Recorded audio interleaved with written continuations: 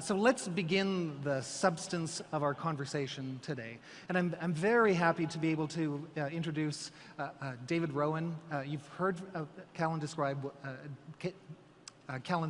David's background. He's a former editor of Wired magazine. But what's so interesting about what David does now is he travels the world and he explores the frontiers of innovation. In the course of any 1 month or quarter, he'll visit Monaco or Morocco, or he'll travel to the further northern parts of Russia down to the southern hemisphere.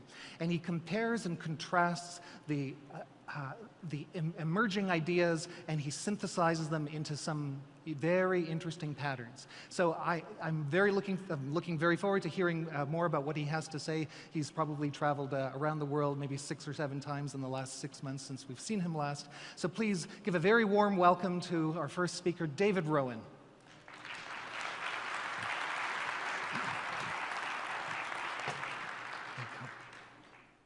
Actually, Tom, the longest journey I've made this year has been the one from the hotel suite down to the conference hall.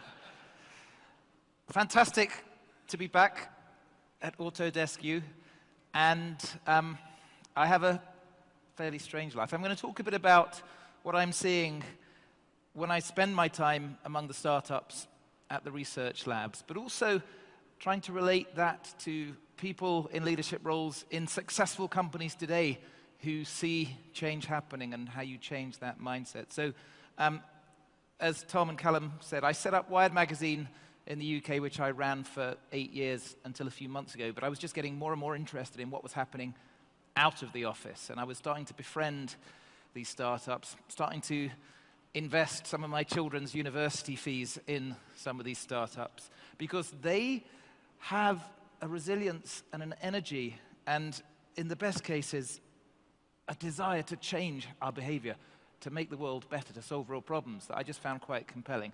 And I'll just tell you, just for instance, this last couple of days I've been in Lisbon. I came here straight from Lisbon, where I spent the weekend with a couple of hundred company founders.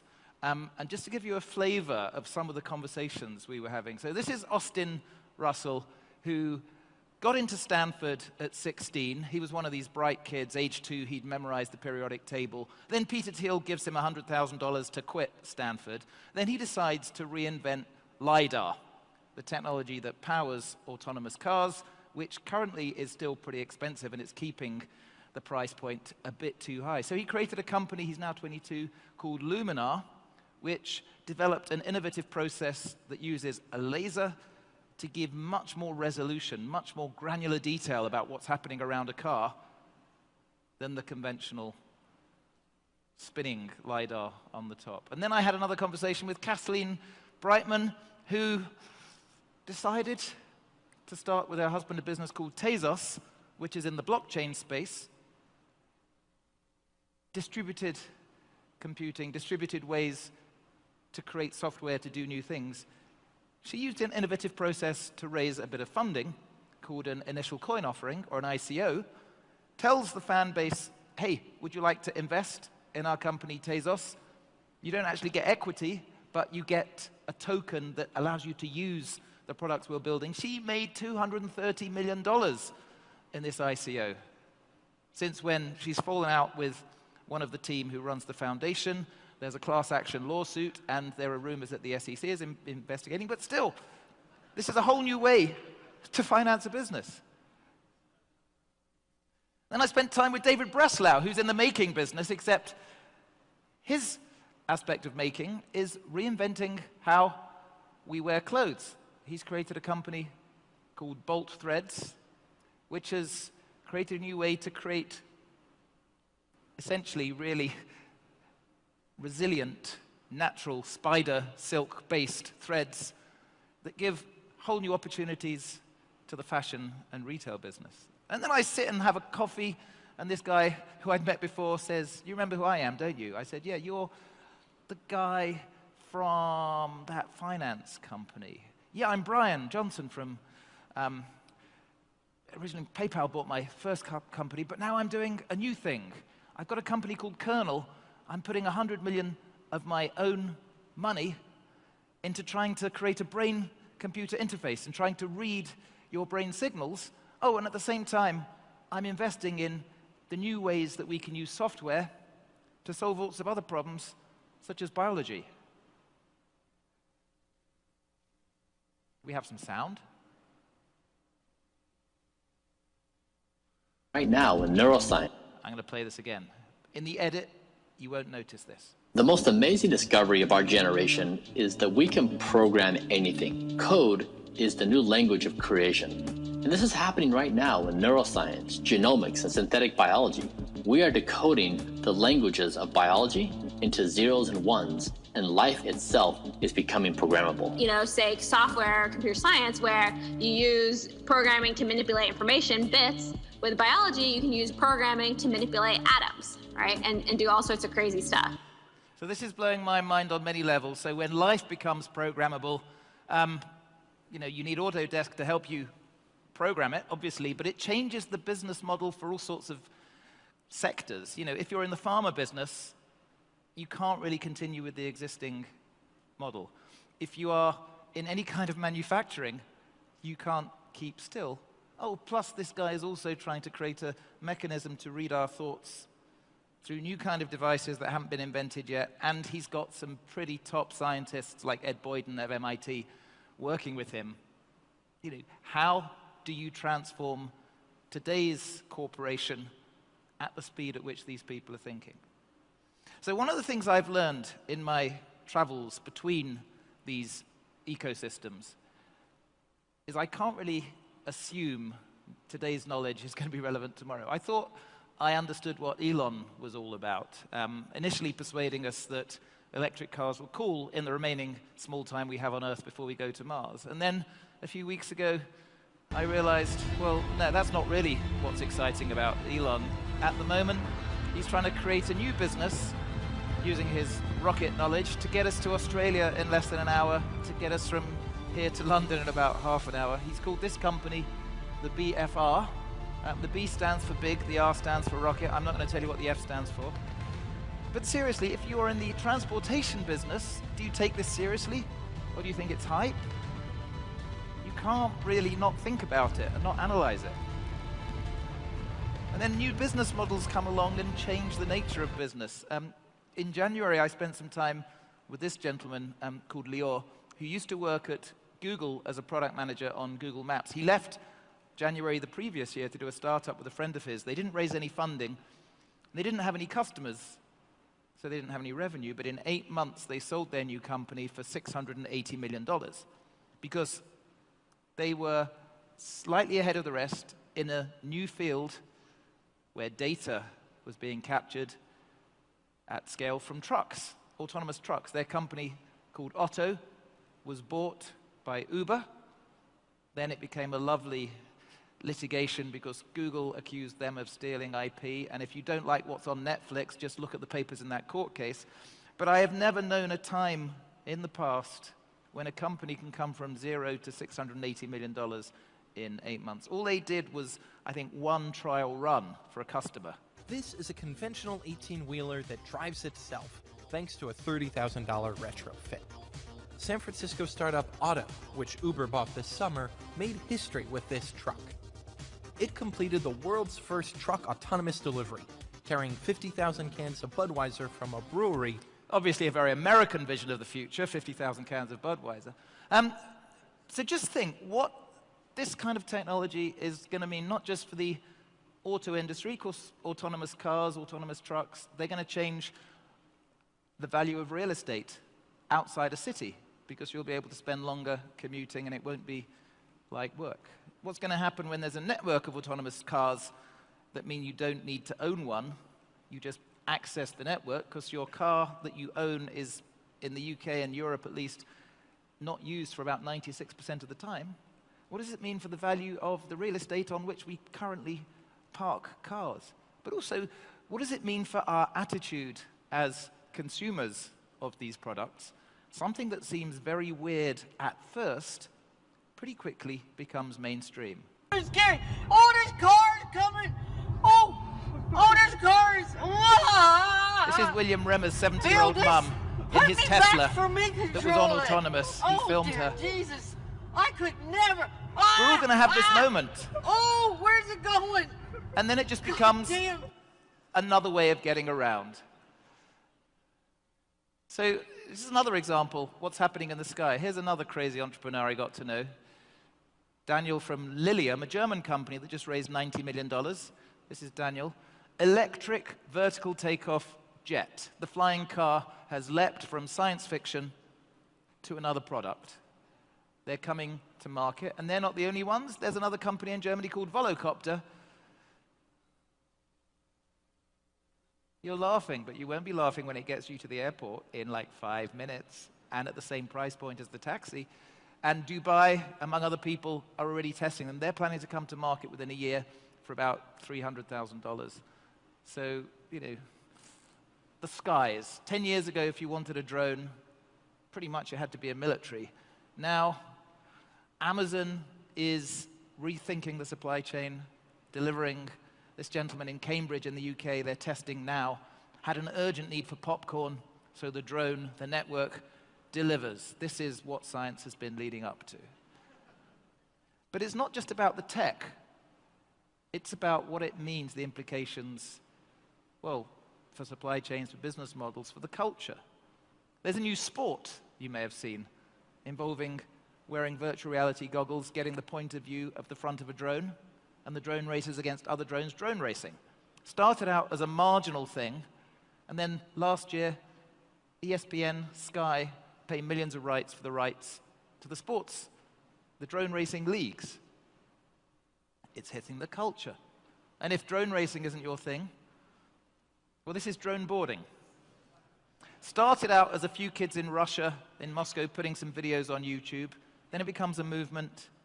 Who's to say this is not going to be some future mass entertainment? So every day there's incremental change. And because the cost of going to market with new hardware is falling, because you don't need factories, you can use excess capacity, because you could crowdfund, you don't need huge amounts of investment. I'm seeing all sorts of things. I just saw this company, ProDrone, claims to be the first drone with robot arms. I couldn't work out if this was now the way you should be sending your kids to school, or maybe the way you could abduct kids from school.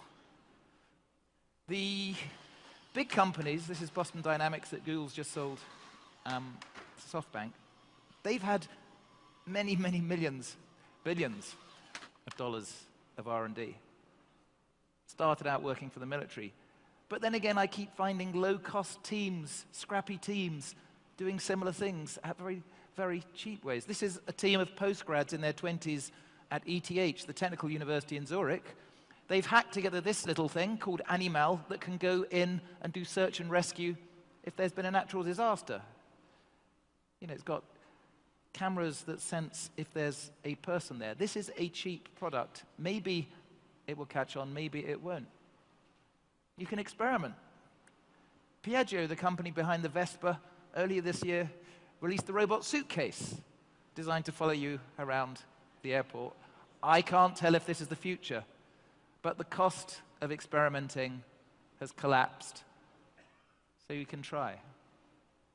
When I was at ETH in Zurich, I just went into another room and they were making exoskeletons because they don't just want to help people who are paralyzed.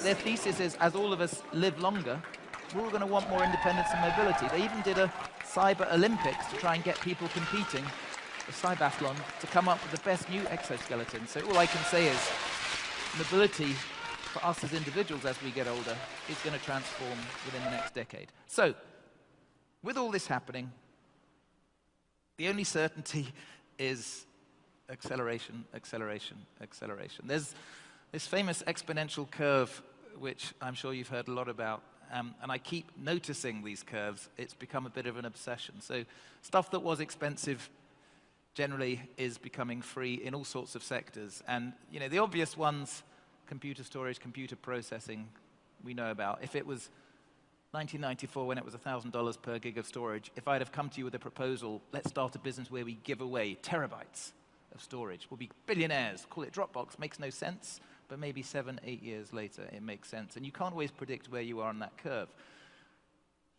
But we've got curves hitting biology, the falling cost of sequencing human DNA on a logarithmic scale here, falling more quickly than Moore's law. Something that was $150 million to do, or $100 million to do just 15 years ago is now a few $100s. This is going to affect not just healthcare, this is going to affect how the state tracks our individual identity. It's already creating new opportunities for sequencing DNA. You don't need the big Illumina machines now. This is a startup called Oxford Nanopore that uses a USB-driven gene sequencer that's less than $1,000.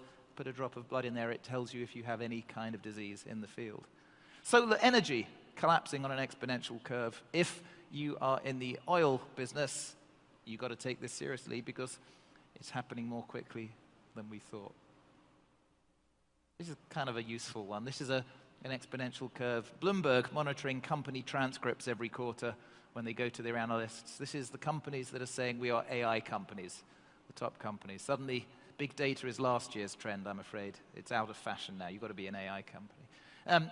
This one, it changes every minute. It's the price of Bitcoin against the dollar. It probably collapse by the time I get off stage, but again, this is a crazy idea. A currency with no central bank, just the crowd's perception that it has a value, has gone from like $1,000 earlier this year to $7,000 and falling a bit now. Bitcoin, and particularly the network of trust, the blockchain behind it, is going to be transformative for all sorts of businesses where the profit has been driven by lack of transparency. What happens when everything can be tracked? So I guess exponential curves mean that something now we're starting to put everywhere in our homes and our offices and take for granted were impossible just a few years ago. So in 1994, Microsoft launched a big internal research project to try and teach the network to understand human voice. And the first year, it was total failure. Couldn't get anything reliable. By 2013, they got the failure rate down to 23%. Earlier this year, they said, hey, it's now as good as people. It happened slowly and then suddenly.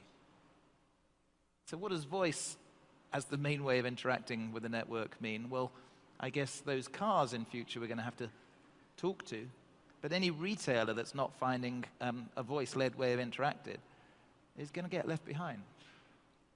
You can have some fun with these things as well. Somebody put a couple of the Google Home devices together to have a conversation, and they filmed it for 8 hours, and they put the results on YouTube, and you actually start to have like philosophical discussions. I'm sorry, what was your question again? What do you think is the meaning of your life? What's the meaning of life? That there is no meaning. Then why do we continue to live? Because we are selfish. So I'm happy to play the other 7 hours, 58 minutes. They do get into a big marital argument after about hour 4. Which leads me to where machine learning, artificial intelligence, neural networks, all this is coming together and how it's going to hit the way business has to operate, otherwise you're going to get left behind. So the AI, as I've suggested, is now as good as the person at understanding voice. It's also pretty good now at understanding what our eyes can understand. In fact, in many ways, it's better. I'm going to give you a test. I'm going to get you lip reading against an AI developed at Oxford University. See if you can read what this lady's lips are saying.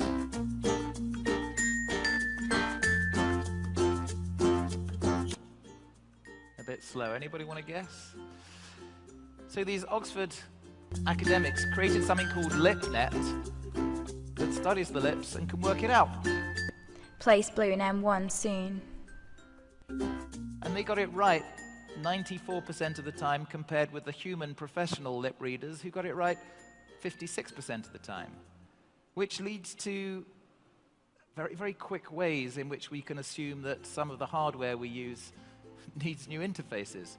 At the Consumer Electronics Show earlier this year, the boss at NVIDIA, the chip company, released his view of how we're going to be interacting with our cars in the near future.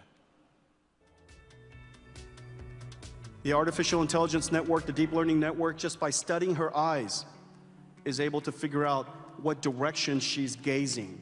Maybe she's looking at, oh, no, shouldn't do that. Okay, so that's called gaze tracking. And this next one is really cool. This is inspired by, this is lip reading. Take me to Starbucks. So your car is going to be reading your lips to know where you want to go, and this is not very far away. You can always have a bit of fun with computer vision.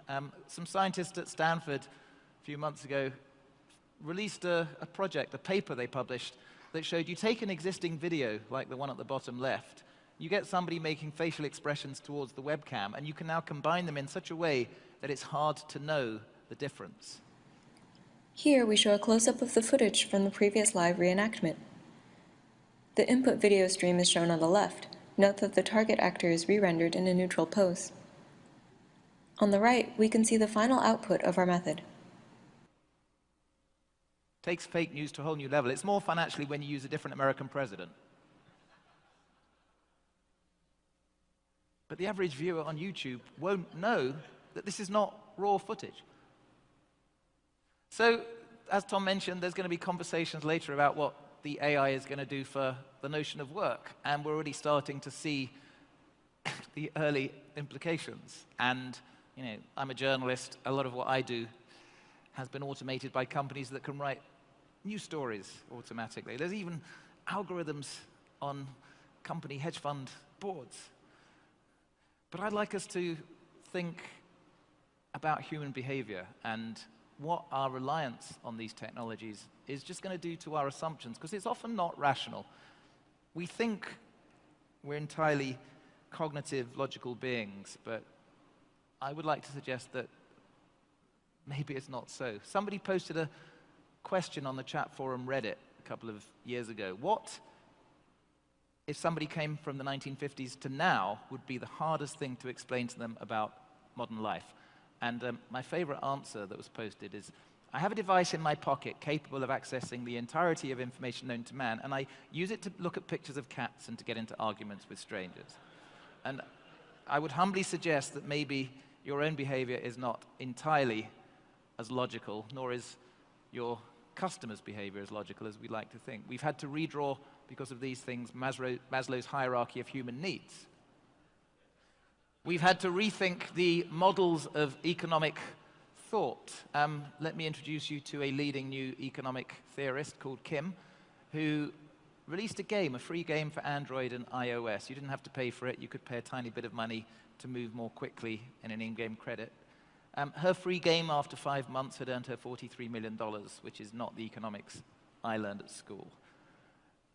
So what does all this mean for business? Well, I think this slide probably says more than I can say. This is the homepage of a bank, HSBC, that's been annotated by CB Insight, so that every link on the homepage is pointing to some of the startups trying to take that business, whether it's foreign currency transaction, insurance, borrowing. As the barriers to entry have fallen, as automation, whether it's AI or robotics, has come along, it means whatever investment HSBC has made in processes, systems, IT, is now competing with nimble, agile teams. If you have a hardware business, well, anybody can use this. So it's quite interesting to see how they think in some of the fastest growing tech companies. Jeff at Amazon talks about wanting to stay at day one.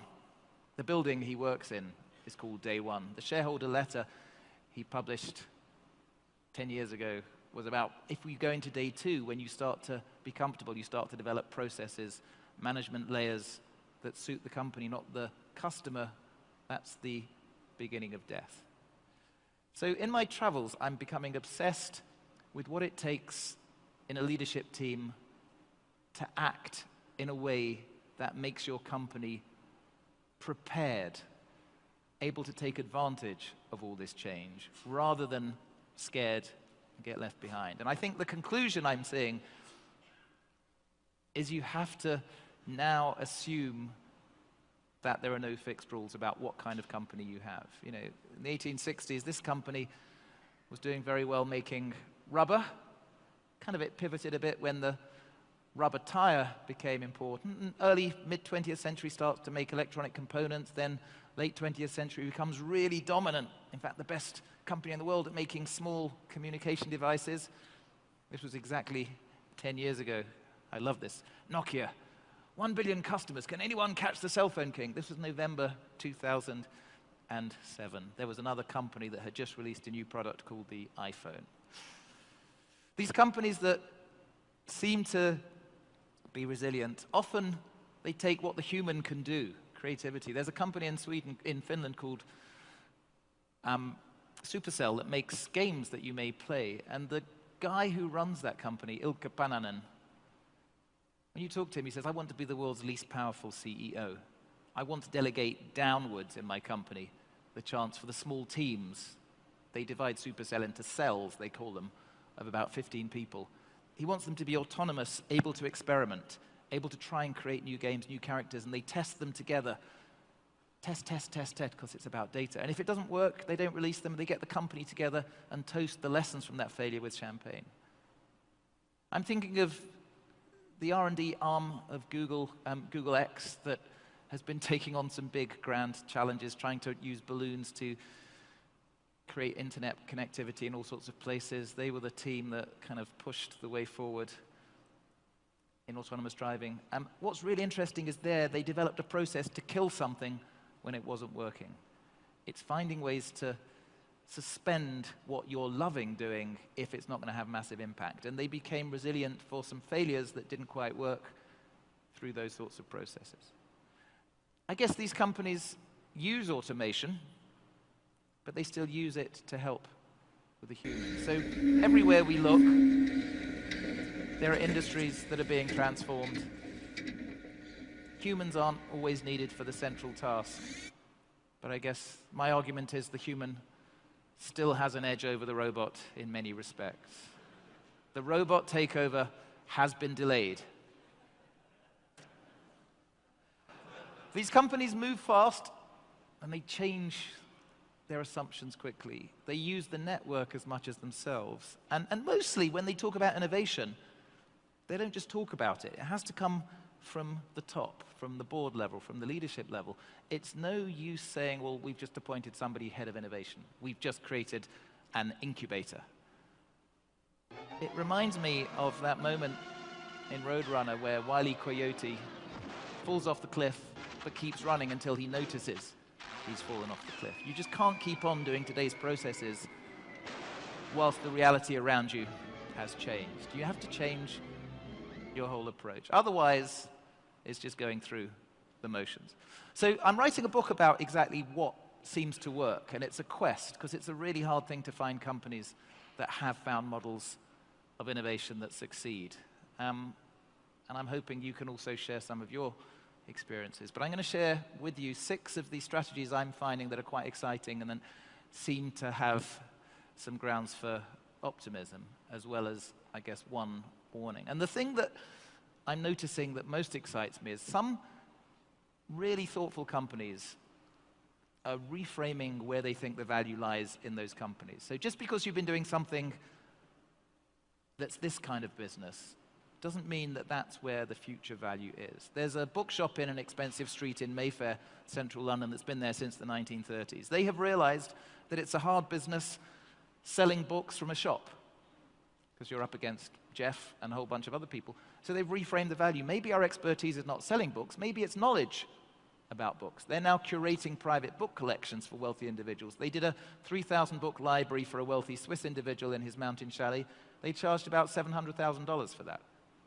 Well, why is this company in a commodified world of HD cameras jumping ahead of the others? Because GoPro frames its value not as in we make cameras, but we're the place you share your lifestyle media footage of the time you skied in the avalanche. We're a media company that happens to enable you to share this footage. Don't try this at home.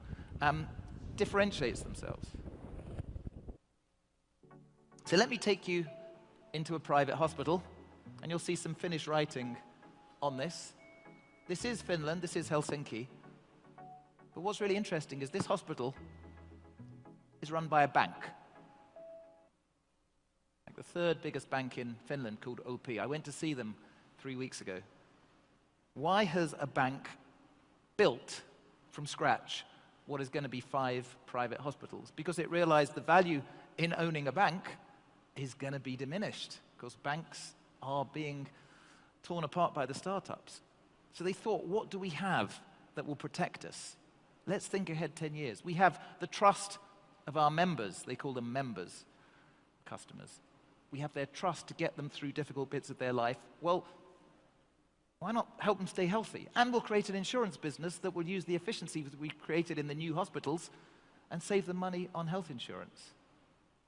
It's a really bold step, which one day could become bigger than today's bank. Condé Nast that publishes Wired. Well, printing on paper is fun, but may not be the future. So in London, they've created a college of fashion and design.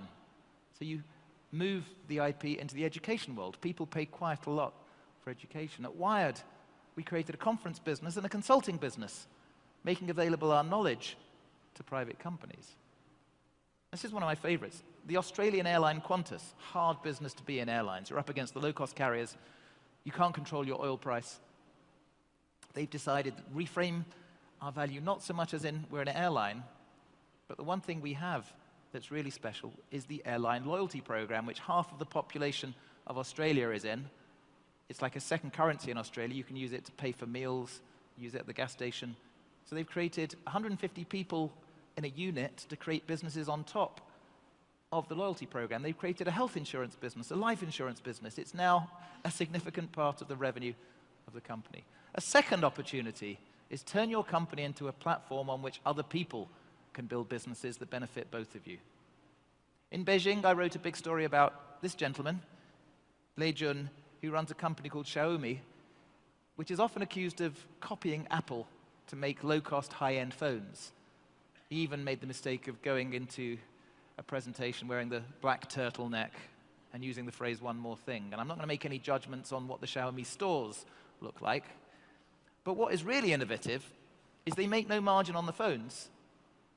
They make their money out of the accessories, but they don't make the accessories themselves. They've invested in 76 companies, startups, hardware startups, typically in Shenzhen or Beijing.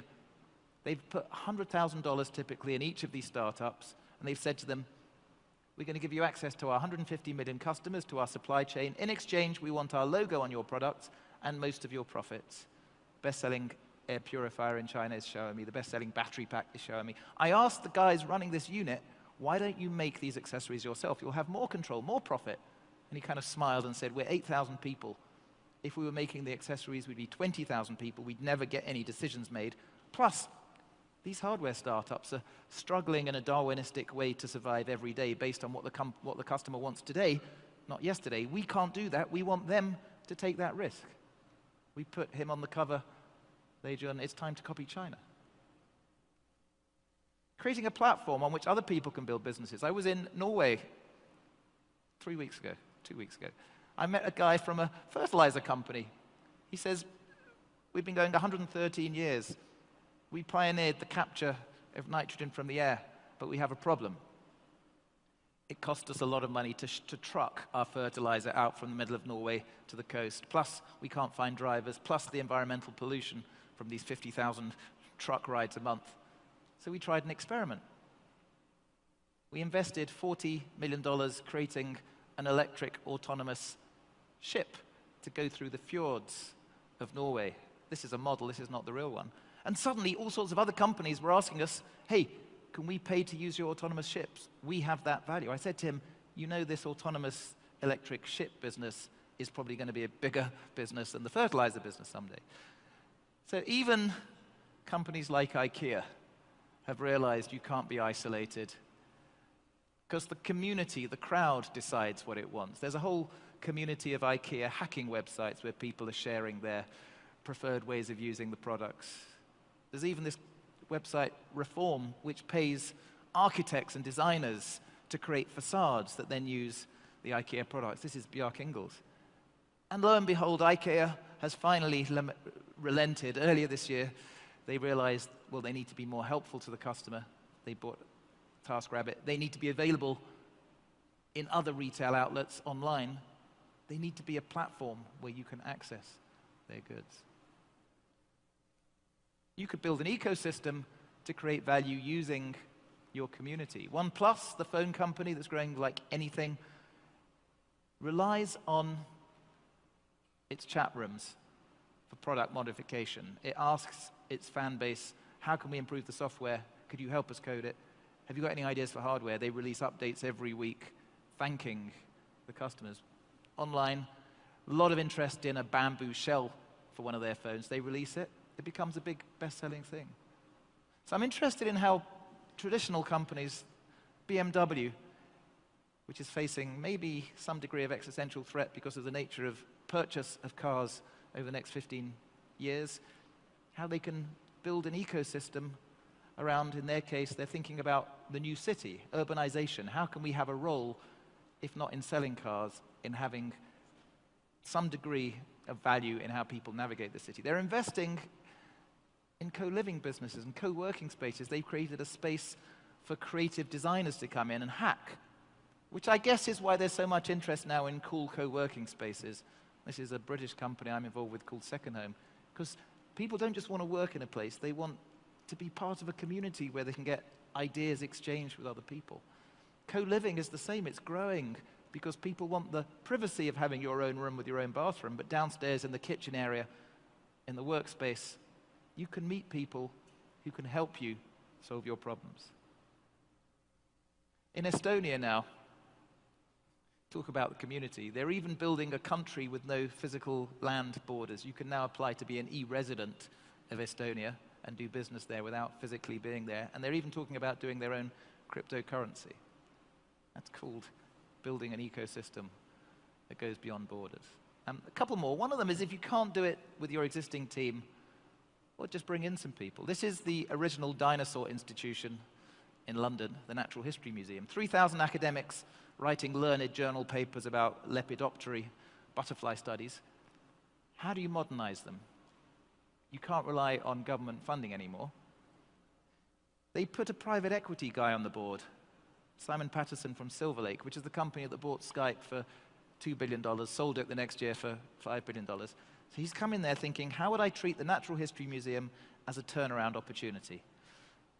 They start bringing in people from Amazon, bringing in people from media companies, bringing in people from e-commerce.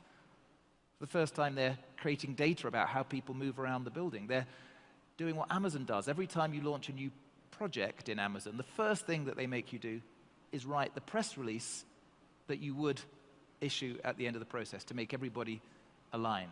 They're now doing this in this academic institution.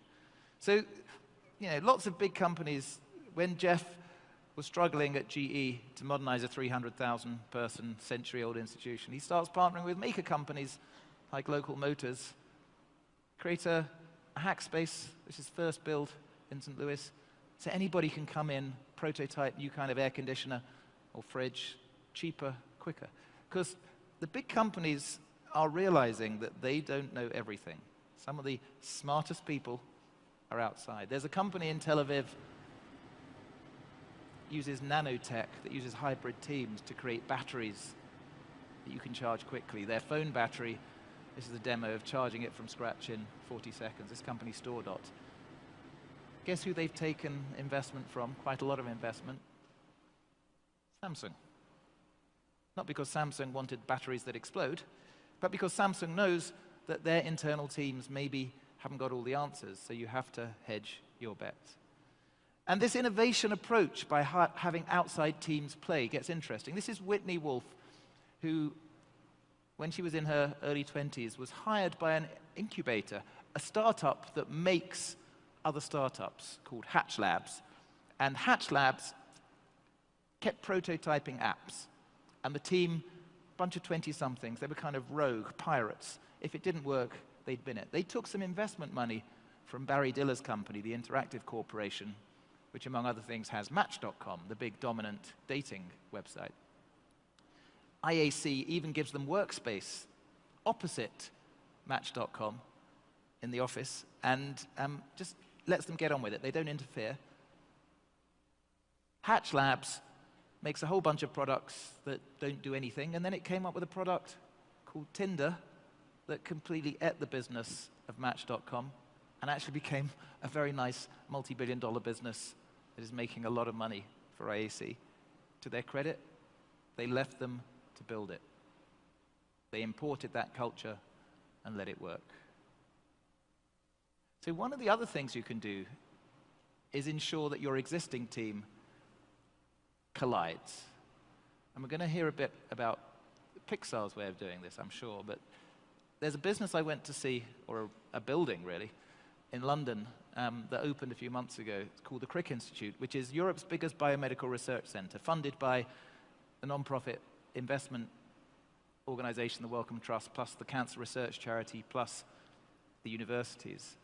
And they want to solve cancer and genomic illness, and the way they're approaching it is to have no walls on the inside.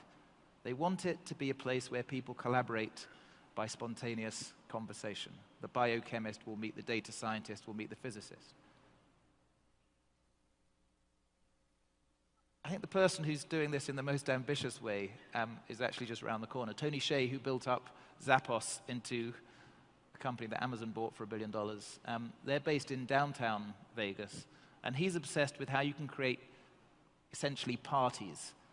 How can you turn your office into a party place where people just spontaneously exchange ideas? This is when I went into their HQ, what it looked like. It's not a conventional CEO suite.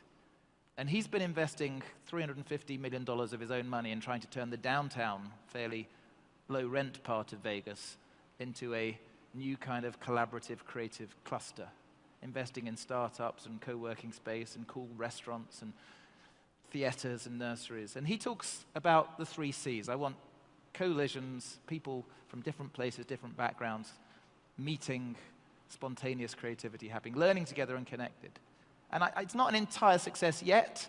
They've had their challenges, but as an approach, it's fascinating. And I think people like Tony Hsieh and a lot of the really fast growth companies in the West Coast are influenced by the Burning Man notion. Get 70,000 people, build a city for a week in the desert. There's a no cash economy, it's a gift economy, but also a creative expression economy. And you can create new ways of thinking and living and being. And I don't think we'd have Airbnb were it not for this kind of thinking. And finally, the last suggestion to create the company that becomes bigger than today's company is use the data. We're not tapping all the data. Data is where the value is. The biggest car parts manufacturer in China, Wangxiang, again, is facing a bit of an existential problem. Car parts are being commodified, so it's spending $30 billion building a city of the future near Hangzhou, west of Shanghai, to track this new generation of autonomous cars to capture the data on the blockchain.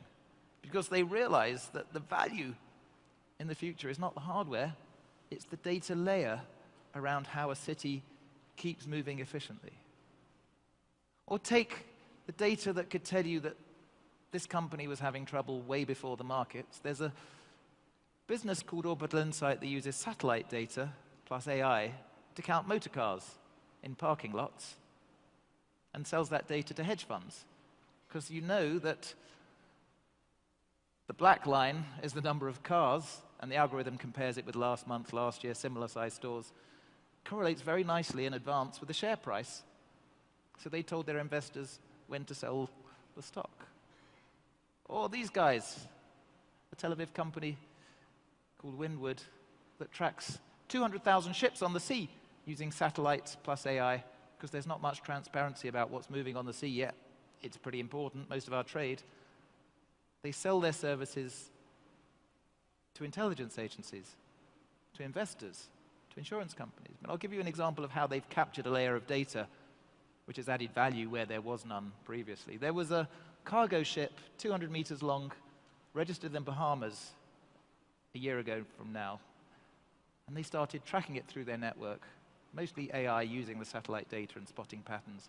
Started out in Malaysia, the orange line, and then it disappeared. Ships can turn off their signal or can put a fake flag up. And in the middle of the ocean, suddenly another ship appeared, which then docked in Dubai a couple of times, came out again. Oh, and then the signal stops and the original ship is picked up again. So we don't know what was happening in Dubai. It may have been something illegal. But the customers, the intelligence agencies, would have had a hint. And everything is now data. It's amazing. I even saw a startup based in San Francisco that's using plant molecule-based data to try and recreate wine without using grapes. If you tell this to French people, they get very upset. 320-somethings, they've raised $3 million in funding. They call it Ava Winery, their company. They're reverse engineering the molecular qualities of the odor, of the taste, of the alcohol content of wine. And without using grapes, they're making it. And you know what? The cheap white, sparkling in a blind taste test, I couldn't tell from the cheap supermarket wine. If they offer you the Shiraz, though, say no. It's really, really not ready for showtime. So with all this happening, I'm going to leave you with one slight warning sign, which is assuming that what has happened, how we have been making money, is necessarily going to continue. 2004, Fortune puts on its cover an Estonian and a Swede who had a business that was growing quite fast called Skype. And inside, they quoted the head of tech for AT&T as being dismissive. What they're doing is like a toy. Dangerous mindset. 6 years later, New York Times writes a big piece about this fast-growing media company called Netflix, and they quote the head of Time Warner, Jeff Bukes, as dismissing them. He's like, is the Albanian army going to take over the world? I don't think so. You've got to be careful. So I'm going to leave you with something that hit the market exactly 10 years ago. And the head of a big tech company that was making smartphones was asked on television whether he saw this new iPhone as a threat. And he laughed. $500 fully subsidized with a plan? I said, that is the most expensive phone in the world, and it doesn't appeal to business customers because it doesn't have a keyboard, which makes it not a very good email machine. How did that work out, Steve Ballmer of Microsoft? Thank you for listening.